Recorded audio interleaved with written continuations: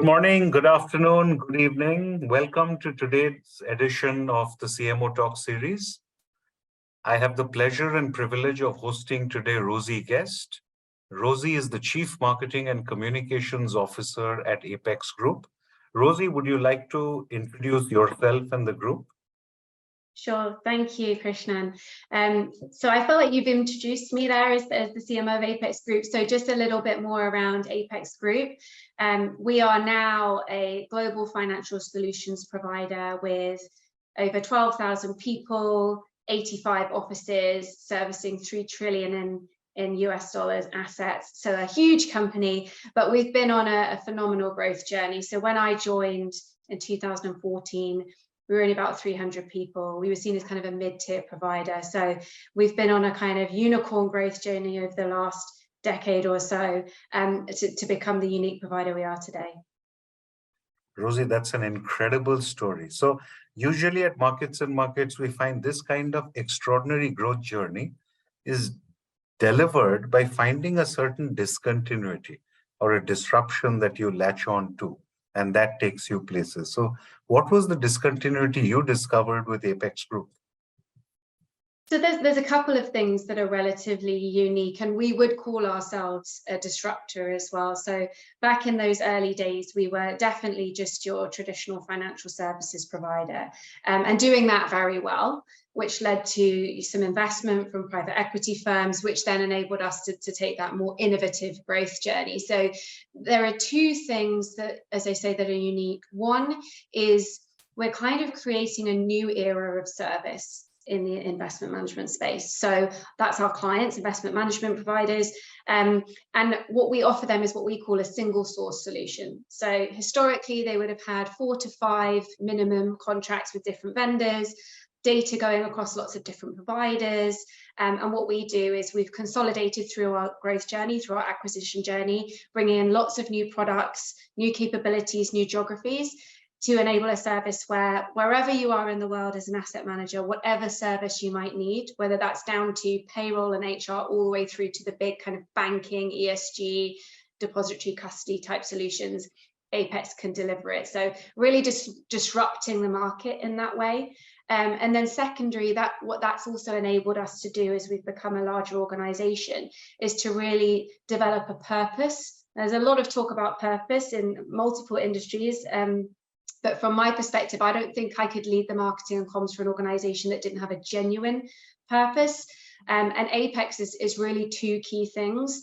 It's women's empowerment and economic independence, which is a huge issue in society, but particularly in financial services, the kind of equality and equity piece, and the environment and climate change, which is very close to our founder and CEO's heart. So there's a lot that we do, with this platform that we now have to drive positive change. So those are the 2 kind of areas where we see ourselves as a bit of a disruptor, being a bit different, driving a new era for the financial services space. Rosie, that's an extraordinary story because, we believe at Markets and Markets that the 5th industrial revolution is different from the 4th because it's driven by people and purpose. However, the jury is still out whether people and purpose can drive growth and profitability, but you got that story. It's amazing. Yeah, no, it's been amazing to be part of. And I think to your point there, one really interesting thing is the people piece. We've made, as I said, a lot of acquisitions. And I think there's a tendency when it comes to M&A for people to really focus on the very operational items that require to integrate a business that you've bought. But actually the people is the key piece of that acquisition, because without them, then you don't have a business. So I think there's a definite link there, and that's certainly how I've always operated, and is particularly important for me as well, because marketing and comms is such a people-driven function. So that's also been great for me personally to be able to get involved in all of those business elements as part of this journey. And Rosie, you've just effortlessly segued into the topic of our conversation today. Which is a problem statement I've been posing CMOs all across the world and all across industries on this debate between efficiency and effectiveness. And at Markets and Markets, we hear a lot of CMOs saying we are extremely efficient, So we generate leads, we run the funnel, MQLs, etc., etc. But they question the effectiveness of the work they do, as in, are those leads, is the demand they're creating, A, appreciated by the sales organization, B, more importantly, closing into revenue, and so on and so forth. So just, I wanted to talk, because Rosie, clearly you have bridged that gap, and the growth you have demonstrated at Apex. If you just ask me, my gut feel is marketing has had a huge role to play in it, because the way you described it is you picked a persona and you surrounded the persona with an experience which made Apex extremely valuable. So it sounds like a marketer's dream come true. So what's your view, Rosie, on this efficiency versus effectiveness debate? From my perspective, and I guess in the context of Apex, I think that, well, first of all, I think quite often marketers shy away from really having to be effective. There's often too much of a focus on efficiency, as you say, and that means not necessarily delivering. And it's that focus on, as you say, leads, and is that actually converting into revenue? But I think that's the basics, the fundamentals. You've got to have marketing and sales alignment. You've got to understand your personas, your audiences. This is all a given. Otherwise, you're probably not doing a great job. From my perspective, and how we've managed to grow the marketing function, the marketing and comms function at Apex with efficiency and being effective, has been all about the roles and the people, so the human capital. And when I first embarked on this journey with Apex, it was just me. So I had the privilege of being able to build my function from the ground up, and for the first part, build it with the people that I chose.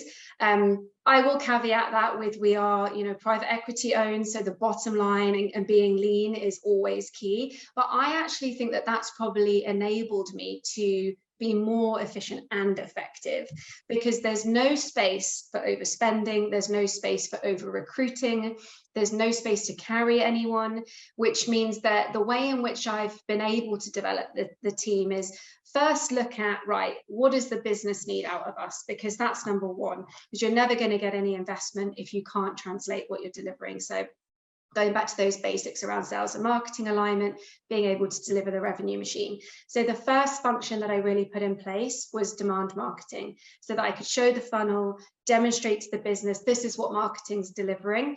Because again, going back to what I said before, when I joined, it was very traditional financial services, B2B, it's not B2C, it's not necessarily an immediate obvious thing that marketing can contribute revenue. So that was number one. Once I'd established that, I was able to then bring in a bit more investment to look at other functions. And then I really then looked at, right, what's next? What's the next business alignment that's most key? And that was product. So originally brought in product marketing to face off with the product teams, which has evolved into portfolio marketing. And I'm saying all of this in a really simplistic way, like it happened in this linear fashion. It didn't, because originally you start with generalist marketers, and then you kind of redefine and re-narrow their roles as the team grows.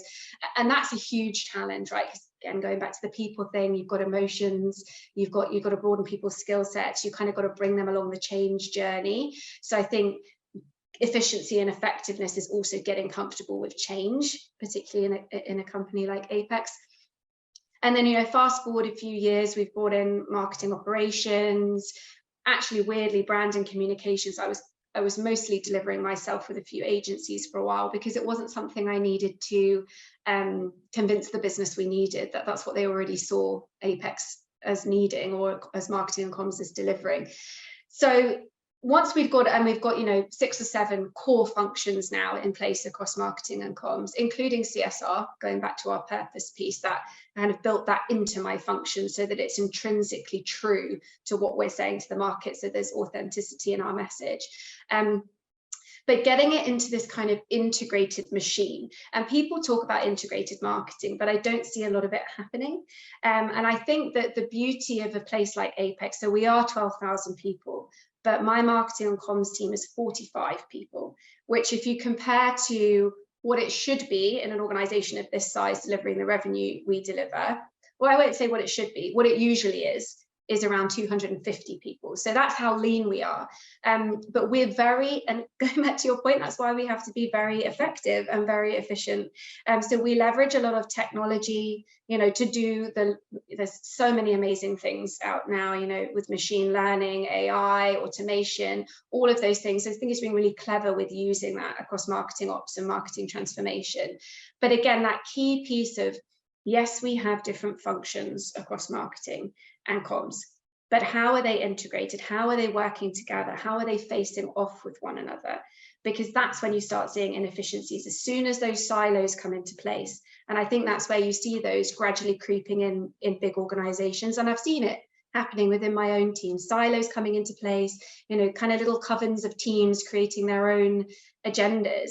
And so I think it's about constantly breaking those silos and constantly redefining the organization of how the function fits together. And I've just done it recently, actually, just slightly restructured, because I could see a real rift almost between field marketing and demand marketing, which in my head should be totally aligned, because one is dealing with the local countries, the brand, the core marketing requirements, and the other is generating the demand funnel.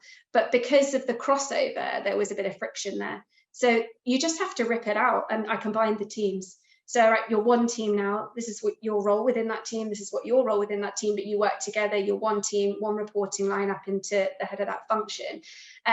So I think you have to be not, I wouldn't use the word brutal, but really clear around redefining, re-engineering the team and making sure that they are on board with that journey and that they understand.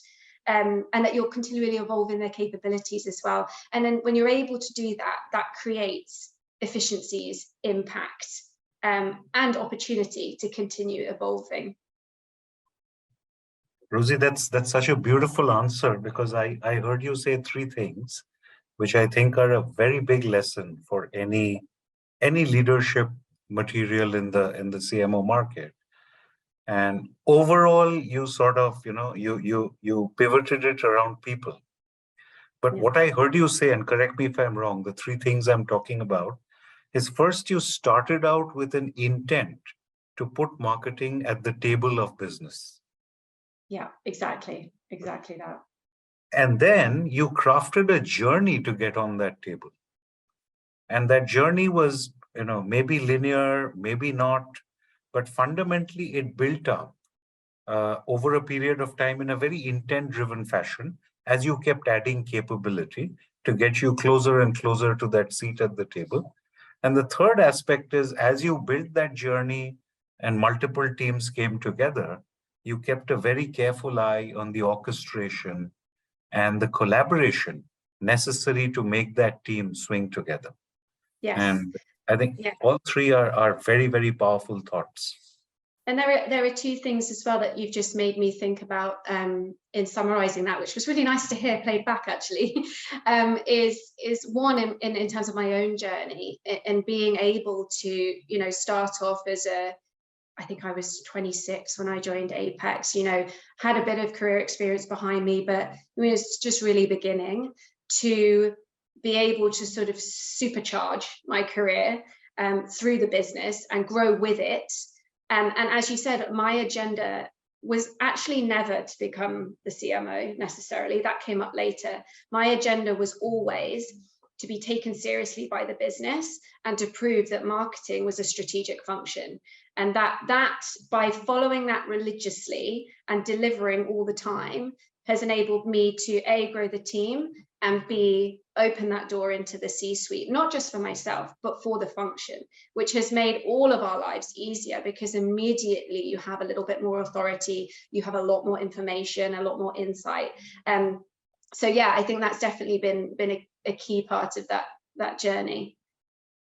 And Rosie, it just strikes me, just that intent itself might be the bridge between efficiency and effectiveness. Just going into work with that intent, that I will be at the table of business. I am a business leader and I'm not a marketing leader. And I think there's a very fundamental philosophical shift in those two perspectives.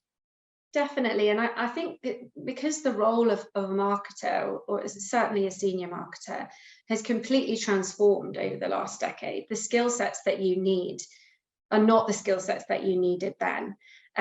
So you are a business leader, and if you can't think commercially and creatively and lead your team, then you're very multifaceted. And I think that marketing is very underrated as a skill set. To be a marketing leader, you have to be extremely diverse in your skill sets. First of all, you need to understand your market inside out. You need to understand your people. You need to understand how to explain things. You need to be creative. You need to understand money and budgets and commercials. So I think marketers all need to kind of get a bit more confidence and also ask for the targets as well. That's another thing. Sorry, that was the second thing I was thinking whilst you were talking, is that nobody ever said to me, right, here's how many leads I want you to deliver, or here's the revenue I expect from you, or here's how I want you to build your team. You have to take ownership of that journey yourself. And that's also how you prove not to be a yes person. So I think that's, again, how traditionally marketing has been seen, as kind of an order taker. And I really don't like that. That's not how my marketing function operates. And I think some of that is about learning how to say no to the business, but not just saying no, explaining why it's a no and what the yes is instead. So that's also important, because that relationship building, and that we talked about human capital, but that's social capital across the business, and having those business relationships is also critical for marketing to be at that table and to be taken seriously. So let me ask you, Rosie, for a story about anything, something that you could share, which is not confidential. Because as you were speaking, the problem that struck me is marketing is one function that sees a future. Because by definition, and I'm thinking marketing as a business leadership function. So by definition, if from today to 5 years hence, the business can run exactly the same way, I don't need marketing. Right. Because marketing is also a change function. So now here's the challenge that I just wanted to put in front of you and get your response. And I'm sure you've faced this many a time. As a marketing leader, you are bringing to the business a different version that will come to pass 3 years hence, 4 years hence. But you need significant credibility with the business to sell that vision. Otherwise, if you don't have that credibility and they don't buy, for example, you talked about, say, the social agenda or CSR, and you remember the comment I made that people and planet sounds great, but usually don't seem to translate to profitability. And I'm not talking about the energy sector, which has seen it come true because of a very unfortunate concatenation of circumstances right now. But how do you pull that off? How do you get, or maybe if you could tell us a little story where you faced this, because you went into the business, you painted a picture of difference and into the future, and then you got them to buy that vision. Have you faced a situation like that? All the time, yes. And still today, as well. I don't think that there's a magic wand situation where suddenly everything, is utopia and marketing is always given ideas that are accepted by the business. I think I'm trying to think of a broader story. I'll give you a small story in that we were figuring out how on earth do we describe who we are now. Because we've made all of these acquisitions. Before it was easy. We called ourselves a fund administrator. It's a well-known way of describing that type of company. But because of the way that we've grown, and because we've kind of created this new era of service, there isn't actually a word that describes what Apex is. So we're not a bank. Everyone knows what a bank is. It's one word, but it's a hugely complex organization. But you say bank and everybody knows. And it's kind of like that with Apex, in that we are this hugely complex organization that delivers a huge multitude of services. How on earth do we describe that in one word? Yeah. And that's obviously the job of the marketer, to really kind of figure out what that is. And I went through lots of different iterations in terms of like, it really, what comes to mind, but I don't want to use it, is one-stop shop, right? Because that sounds, it doesn't sound corporate. It doesn't sound particularly inspiring. It's not easy to use. It doesn't work. It doesn't work for Apex. And it sounds Walmart. It sounds exactly like a supermarket, exactly. Yeah. So how do we go about it? Anyway, long story short, ended up landing on single source. Alliteration is always nice. It's not one word, it's two, but it makes sense. And it was an all-encompassing way of describing what we were doing. Everybody hated it when I first said it, because they were like, that's not a thing. But my response was, well, Apex isn't a thing, you know, there is no way of describing it. It's not a thing because it doesn't exist. And I don't think that there was an aha moment. I think that what I did is what marketers have to do in outbound marketing, which was repeat, repeat, repeat until somebody understands, and until it just kind of by osmosis becomes part of the narrative. And that's exactly what happened. So people didn't really get it, but we just started using it. And now not only is it very well understood within Apex, I start to see it understood within our market. So it's almost like we're coining this word that describes what our business is that didn't exist before. So I think that, in short, and that's one example because it happens all the time, but it's about, you know, A, having confidence in what you're saying. B, you can't just say it without having the backup. I always say this, that you cannot walk into the room, especially with a team of board members or an executive committee, and not have every single potential question answered before you go in and say something. So it's about that preparedness. It's about really understanding the business, the stakeholders, well, the business, actually more importantly, the stakeholders, because often it's not what you're saying, it's the way you say it, and the timing, and all of those kind of empathetic things that I do think marketers generally have as a natural skill, because you tend to go into marketing if you're a people person, a communications person, a creative. So I think that marketers, it's about like accessing that toolkit that exists within you and thinking about timing, really knowing why you're trying to do something, and playing the long game ultimately, because none of this happened for me in 5 minutes. It's been a decade's worth of hard work to get to where I am today. So I think that, you know, perseverance, really, really understanding the business, the people, and you know, you're going to get knocked back, and I have, and I still will in the future as well. Not every idea that I present to the business is accepted, but then there's other ones. I mean, I think the other piece of it is going outside of your role. That's another key thing, right? Marketing can quite often get pigeonholed, and that means that you therefore aren't brought in early enough, whether it comes to, you know, product launches or, you know, business things. Marketing's just not really considered as needing to be part of the conversation until they need a flyer, and then suddenly it's like, can you create a flyer? And obviously that's completely backwards way of doing it. But you're only going to get invited in earlier if you kind of have tentacles out into the rest of the business, and that might be through that social capital piece, but it also might be through launching other business initiatives that don't necessarily directly correlate to marketing, but that sort of infiltrate the broader business and get you and the function more visibility. So I've spent a lot of time working on programs around diversity and inclusion, really not D&I council type stuff, but really impactful programs that actually change the makeup of our business.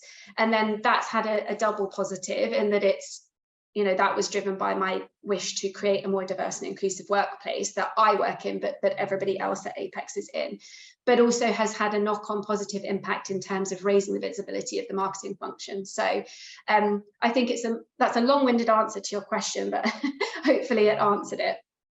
It did, and I sort of think, Rosie, that's why you won the Disruptor of the Year at the 2020 Women in Finance Awards. So obviously, not just Apex, but the industry recognized what you were doing. But, you know, as you were speaking, Rosie, another question struck me. You know, so obviously you came at this with a great deal of belief, and but at the same time, you made that point about life cycle. So you need to get involved early on in the life cycle of change to get the opportunity to make a meaningful difference. And if you're called in at the time when the flyer is required or a press release is required, and it's already too late here. So what's the value proposition that marketing should offer to the business? And I'm saying not just, let's call Rosie because we are meeting to discuss the new, but there is an actual value proposition as part of the new, which makes the marketing team a must-have at the table right at the inception of the conversation. I think that goes back to what we were talking about earlier about being the ideas engine rather than the letterbox. I think that's the key, right? You're not there just to disseminate whatever the business has come up with, but if you can prove through other areas that you are an ideas engine, then they naturally ask you because they want to know what your thoughts are on this, or they've seen you deliver with another function or a different initiative, and they're like, actually, we want marketing's opinion on this because that was really exceptional what they did over there, and let's get them involved. And I've seen that happen, definitely, and particularly with like problem functions where you find it difficult to engage with them. Maybe it's because of particular character, or maybe it's because of the natural friction between the functions. I've actually always liked that. Maybe that's why I'm in marketing and financial services. I really like a challenge, and I like it when there are tricky stakeholders. I like turning them around.